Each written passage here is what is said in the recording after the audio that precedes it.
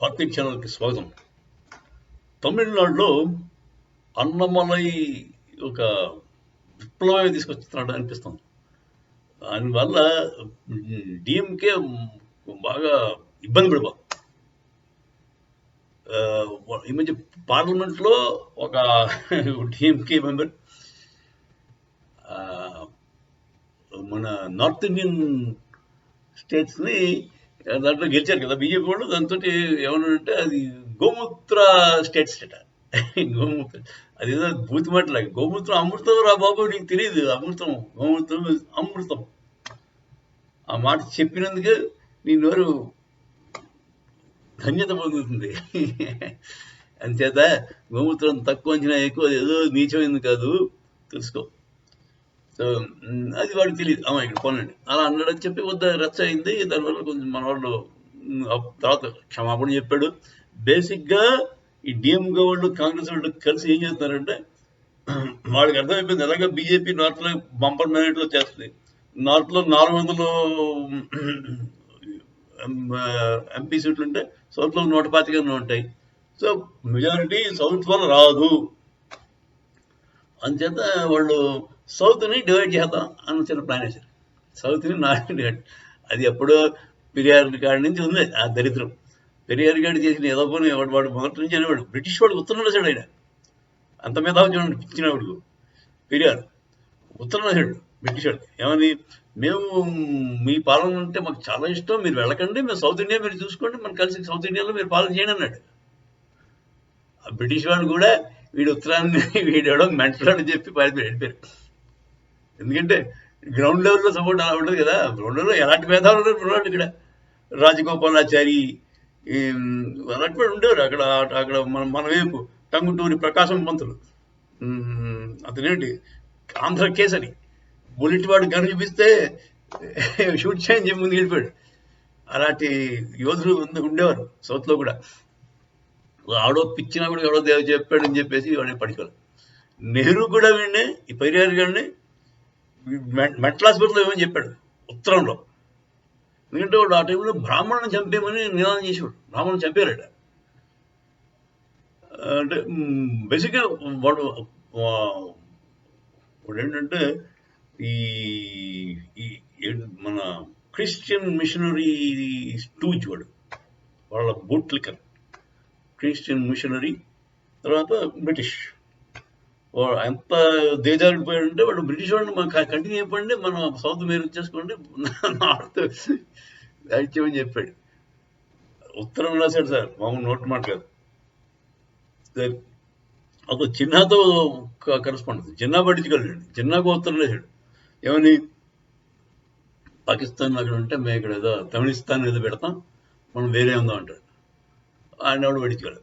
జిన్నా కూడా పోరా బాబు మీతో మాట్లాడు. సరే, ఇది అదండి పెరియార్ గాడి ఘనచరిత్ర. అది ఇప్పుడు మన అన్నమలయ్య గారు వచ్చేసరికి హిందువులంతా కూడా ఇన్నాళ్ళు మనం హిందువులు నార్మల్గా పట్టించుకోరండి. సరే ఏదో అంటాడు, పిచ్చాడు, వాడే తెలుసుకుంటాడు, వాళ్ళకంతా రేపు వదిలేస్తారు. అక్కడ తమిళనాడులో హిందూజంకి ఇది లేదు, కరువు లేదు. అక్కడ అంతా మంచి గొప్ప గొప్ప విద్వాంసులు, పండితులు, మహాత్ములు తమిళనాడు నుంచే మన రమణ మహర్షి గారు ఇచ్చారు. తమిళనాడు నుంచే నడిచే దేవుడు చంద్రశేఖర సరస్వతి ఆయన వచ్చాడు. తమిళనాడుకి హిందూజం పోవడం పాసులు అండి. తమిళనాడులో హిందూజం అక్కడ ఎప్పటికైనా సనాతనంగా ఉండిపోతుంది. తమిళనాడు మన సౌత్ అంతా కూడా we are all staunch Hindus. మనంతా కూడా I'm proud to say that. సిగ్గుపడాల్సిన అవసరం లేదు. సో ఇది ఇలా ఉండగా అన్నమలయ్య గారు వచ్చేసరికి అతనేమో తమిళనాడు ఫైల్స్ అని ఒక డాక్యుమెంట్ తెచ్చారు. దాని ప్రకారం వీళ్ళు 1,43,000 కోట్లు డిఎంకే వాళ్ళు తినేశారు.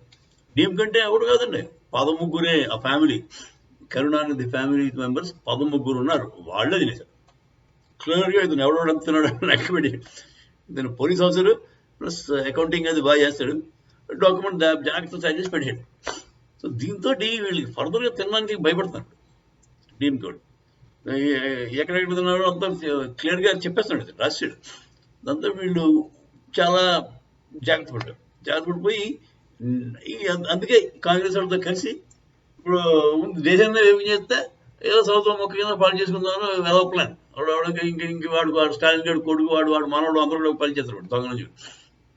అది కాకపోతే వాడికి సౌత్లో వాడు ఉండగంత ఓ మొక్క, అది జయలలిత వస్తే తోసి పారేసింది ఆవిడ. జయలలిత మహా స్ట్రాంగ్ లేడీ, ఆవిడ మళ్ళీ బ్రాహ్మణ్ కమ్యూనిటీ. అలానే ఏదోనండి ఆవిడ సంగతి వాడు బాధ ఆడుతుంది. సో ఆవిడ వచ్చినప్పుడు ఈ ఒక్క నాకుడికి ఒకటి రాలేదు డిఎంకే కరుణానిధి పార్టీకి. ఏఐఏడిఎంకేకే పార్టీ ప్రవీణ్ వాళ్ళు వచ్చేవారు. సో పరిపాలనలో బాగోకపోతే వెంటనే తీసేస్తారంట. తమిళనాడు మంచివాడు గారు, వాళ్ళు చాలా తెలివైన వాళ్ళు. ప్రజలు వాళ్ళు జాగ్రత్తగా ఆలోచిస్తారు, చూస్తారు, నచ్చకపోతే మార్చేస్తారు. సో అన్నమలై గారు ఇప్పుడు హిందుత్వం మీదుగా వెళ్తూ బీజేపీ తోటి ఉంటూ గ్యారంటీగా గెలవడానికి అవకాశం ఉంది. ఆయన వెళ్తున్న ఈ పాదయాత్రలో స్వచ్ఛందంగా లక్షల మంది వస్తున్నారండి. మనకి ఇక్కడ చంద్రబాబు నాయుడు గారు, జగన్మోహన్ రెడ్డి బిర్యానీ ప్యాకెట్లు, మందు బాటిల్ ఇస్తే 25,000 30,000 మహా ఎంత వెళ్తారు.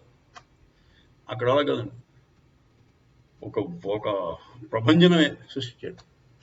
సో అవి గ్యారంటీగా ఓట్లకి కన్వర్ట్ అవుతాయి నా ఉద్దేశం. ఆయన ఈ మన పవన్ కళ్యాణ్ లాగా ఫికిల్ మైండ్ కాదు. పవన్ కళ్యాణ్ ఇవాళ మాట్లాడతాడు, రేపు ఇంకో మాట్లాడతాడు. దాంతో ప్రజలు కనుక వచ్చి అభిమానం ఉన్నవాళ్ళు కూడా ఓడేయడమే. వీడేం చేస్తాడో అడిగేది లేదు. సో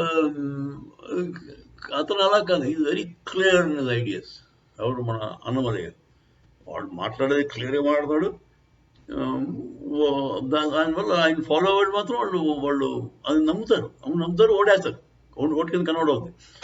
సో అన్నమలై యొక్క ప్రభావం తమిళనాడులో భయంకరంగా ఉండబోతుంది.